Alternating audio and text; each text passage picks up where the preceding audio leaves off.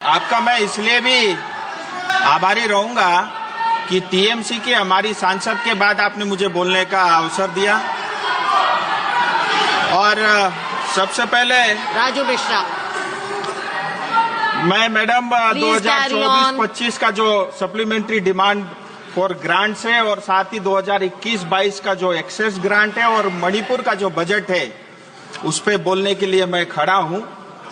और मैं केंद्र सरकार, खास करके प्रधानमंत्री मोदी जी और वित्त मंत्री सीतारमण जी का बहुत आभारी हूं कि पश्चिम बंगाल से बहुत प्रेम करते हैं और बहुत स्नेह रखते हैं। और ये बजट के आंकड़े भी जो है साफ दर्शाते हैं। आप देखिए मैडम, 2010-11 में जो टैक्स का डिवोल्यूशन का जो अमाउंट जाता था पश्चिम बंगाल को, वो 15,954 करोड़ मात्र होता था, जो 2023-24 में बढ़ के 85,000 करोड़ हुआ, 2024-25 में 96,000 करोड़ हुआ और 2025-26 के बजट में 1,07,000 करोड़ रुपए का जो है प्रावधान किया गया है, यानी करीब करीब 291% का इंक्रीज है।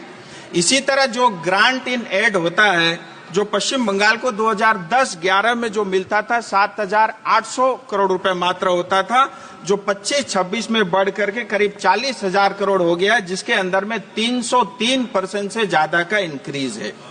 मैं आभारी हूं केंद्र सरकार का, लेकिन मुझे ये बताते हुए तकलीफ भी है कि जो केंद्र सरकार पैसा जो है पश्चिम बंगाल की 10 करोड़ जनता को भेजती है, वो पैसा जनता तक नहीं पहुंचता, क्योंकि हमको जो मुख्यमंत्री मिली है वो एक जादूगर है और जादूगर मुख्यमंत्री पश्चिम बंगाल को मिला है। इसकी वजह से ये लाखों करोड़ रुपया जो है जनता तक नहीं पहुंचता। ये मैं आपके माध्यम से जो है सदन के पटल पे रखना चाहता हूं। और ये हमारे जो जादूगर मुख्यमंत्री है, कहां हमारे पैसे जो है दबाए जाते, खाए जाते, वो मैं आपको बताना चाहूंगा। मैडम, ये लोग श्रमिक यानी गरीब टी गार्डन वर्करों का जमीन खा गए। टी गार्डन में काम करने वाले 5 लाख से ज्यादा आदिवासियों के बोनस का पैसा भी ये खा गए। सिंकोना बगान जो अंग्रेज ने जो है प्लांटेशन के लिए लगाया था, जहां मेडिसिन बनते थे, वो पूरा तरह जो है टीएमसी सरकार खा गई। ये लोग चिट फंड का घोटाला और उसका पैसा भी खाते हैं, टीचर्स अपॉइंटमेंट और रिक्रूटमेंट का पैसा भी खा जाते हैं, नदी बालू खा गए और हमारे जंगल भी ये लोग खा गए। इतना ही नहीं, प्रधानमंत्री ग्राम सड़क योजना, प्रधानमंत्री Awas Yojana, rural infrastructure development fund, जल जीवन मिशन का पानी ये लोग पी गए, बॉर्डर एरिया डेवलपमेंट फंड का पैसा ये लोग खा गए। और इतना ही नहीं, मनरेगा का पैसा जो पश्चिम बंगाल की जनता को भेजा था, इन्होंने बांग्लादेशियों को दे दिया।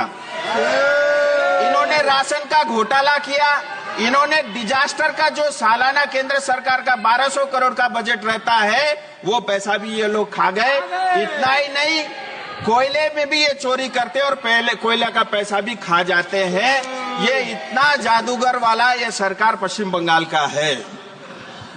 मैडम, मैं आपके माध्यम से एक बहुत इंपॉर्टेंट विषय सामने रखना चाहूंगा। अभी पश्चिम बंगाल असेंबली में जो है वहां पे बजट पास हुआ और 3 लाख करोड़ से ज्यादा का बजट वहां पे रखा गया। लेकिन उसी बजट में एक घोषणा हुई टी गार्डन को लेकर के कि जो टी गार्डन की जो वर्करों की जमीन है, उसको 30% जमीन जो है नॉन टी पर्पस के लिए और टी टूरिज्म के लिए डाइवर्ट करने का प्रावधान रखा ममता दीदी की सरकार ने। मैं इसका पूरी तरह विरोध करता हूं और तमाम दार्जिलिंग तराई डूवर्स की जनता इसका विरोध करती है। और इसके कारण जो हमारे मूल आदिवासी, मूल निवासी है, जहां गोरखा, राजवंशी, आदिवासी, टोटो, मेचे, राबा, बंगलाभाषी, हिंदी भाषी जो मूल निवासी है, उनके ऊपर सीधा सीधा जो आघात है। और इतना ही नहीं, भारत का जो संविधान के जो आर्टिकल है, आर्टिकल 21 का भी जो है ये उल्लंघन करती है। आर्टिकल 39 में जो बी और सी का सेक्शन है, उसका भी उल्लंघन करता है।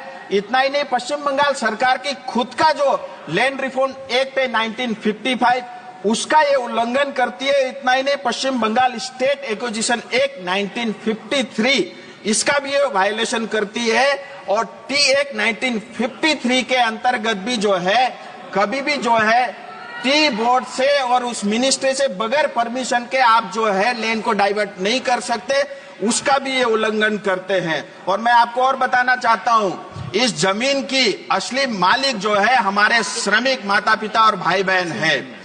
मैं आपको इतिहास में लेके जाना चाहूंगा। दार्जिलिंग तराई डुवर्स का क्षेत्र जो है 1861 से लेकर के 1870 तक ये रेगुलेटेड एरिया होता था। 1870 से लेकर 74 तक ये नॉन रेगुलेटेड एरिया होता था। 1874 से 1919 तक शेड्यूल्ड डिस्ट्रिक्ट होता था। 1919 से लेकर के 1935 तक बैकवर्ड ट्रैक होता था और 1935 से लेकर के 1947 यानी आजादी के समय तक पार्शली एक्सक्लूडेड एरिया होता था। नॉर्थ ईस्ट में जितने भी प्रदेशों में ये प्रावधान था, आगे चल के सारे जो है वो क्षेत्र अलग अलग राज्य या स्टेट या यूटी बने। लेकिन 1954 एब्जॉर्ब एरिया 1 के अंतर्गत जो है हमें पश्चिम बंगाल का हिस्सा बनाया गया। मैं इतिहास में मैडम को जरूर बताना चाहूंगा कि इतिहास की जानकारी रखे। और पश्चिम बंगाल सरकार हमारी जमीन की मालिक नहीं है, वो मात्र केयरटेकर है और मालिक हमारे श्रमिक है।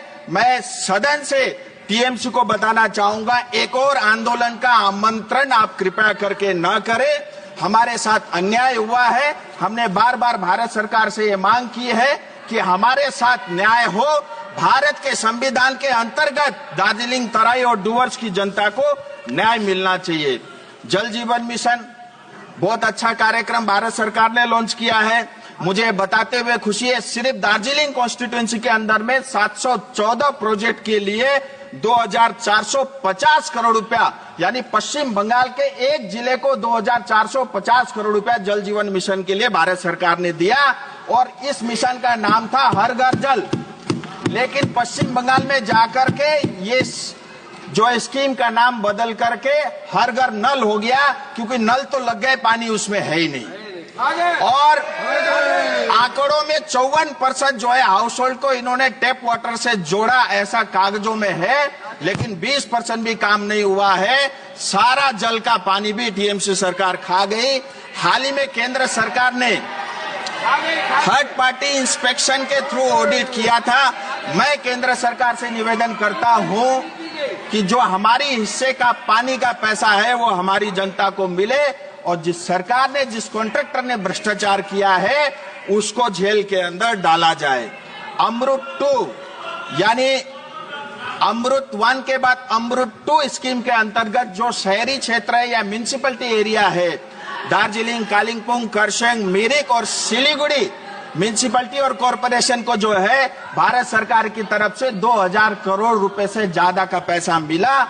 और अभी इसमें टेंडर हुआ नहीं है, प्रक्रिया में है। लेकिन ये मुझे बताते हुए बहुत कष्ट है कि टेंडर होने से पहले ही 10% कमीशन में टीएमसी सरकार ये टेंडर बेच चुकी है। फिर मैं आता हूं, डिजास्टर का पैसा जो है हर साल 1200 करोड़ रुपए केंद्र सरकार देती है पश्चिम बंगाल को।